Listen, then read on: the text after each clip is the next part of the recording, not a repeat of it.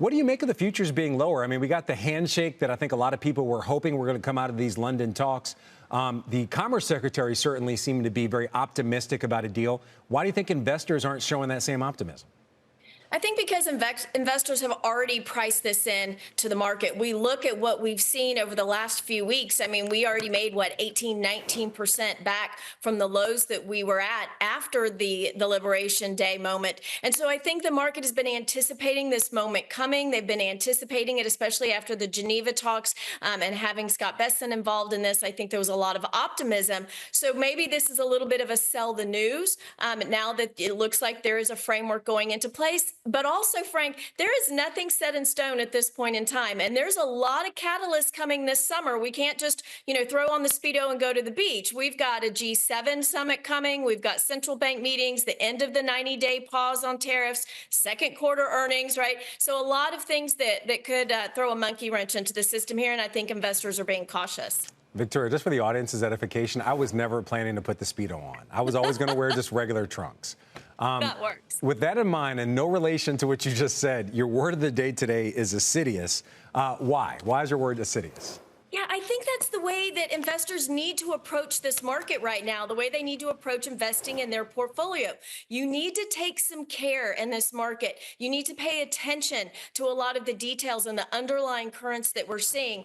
Obviously, we like to say, great, the technicals are looking better. They're being a little bit more supportive, but we still do have those catalysts that I mentioned. We still are seeing some of the hard data start to pull back a little bit. Manufacturing, housing continues to be poor.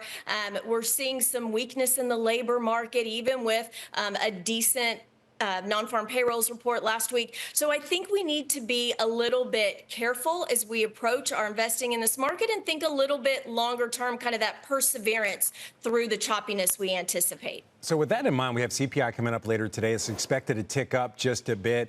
Is this one of the underlying currents that you're looking, the possibility of inflation kind of re-sparking based on tariffs or any other thing that's going on in the market?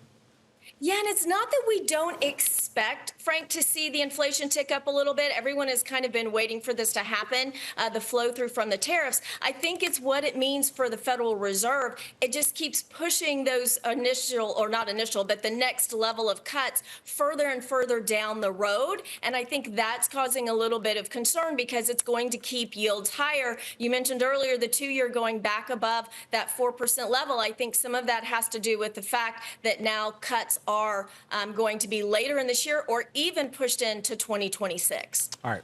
Also want to get to your pick for us today. We showed our mystery chart just a bit ago. It's one of the big banks right now. So why is now a good time to invest in a big bank? Yeah, when we look at some of the sectors that have really been doing well and remaining in those uptrends with the momentum that we've seen, financials is one of those. And Goldman is a relatively cheap stock within that sector, right? You're trading 13, 14 times next 12 months earnings, 1.7 times book.